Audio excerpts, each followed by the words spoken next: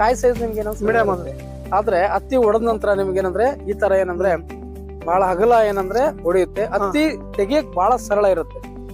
ಜೊತೆಗೆ ನಿಮ್ಗೇನಂತಂದ್ರೆ ಹತ್ತಿ ತೂಕನು ಬಹಳ ಇದೆ.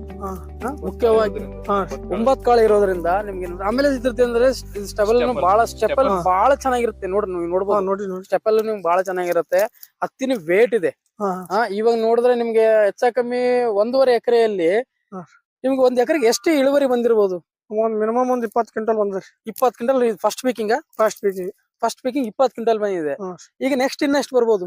ಇನ್ನೊಂದ್ 5-6 ಕ್ವಿಂಟಲ್ ಬರ್ಬೋದ್ರಿ ಎಕರೆಕ. ಇನ್ನ ಒಂದ್ 5-6 ಕ್ವಿಂಟಲ್ ಬರ್ಬೋದು. ಎಕರೆಕ್ 20 ಕ್ವಿಂಟಲ್ ಬಂದಂಗ ಆಗಿದ್ರಿ. ಓಕೆ. ಈಗ ರೈತರಿಗೆ ಏನಂತ ಹೇಳಕ್ ಇಷ್ಟಪಡ್ತೀರಿ ಈ ಹೈಬ್ರಿಡ್ ವಿಚಾರ? ಈ ಬೀಜ ತಳಿ ಚಲೋ ಅದರಿ. ಯಾವ್ದು ತಳಿ? ಇದು ದೇವರ ಬೀಜ ರೀ. ಓಕೆ. ರೋಗನು ಕಮ್ಮ ಅದರಿ, ತಳಿನು ಚಲೋ ಅದ. ಯಾವ ರೋಗ ಜಾಸ್ತಿ ಬರಲ್ಲ, ವೈರಸ್ ಏನು ಬರಲ್ಲ. ಓಕೆ. ಏನಪ್ಪ ಕಮ್ಮ.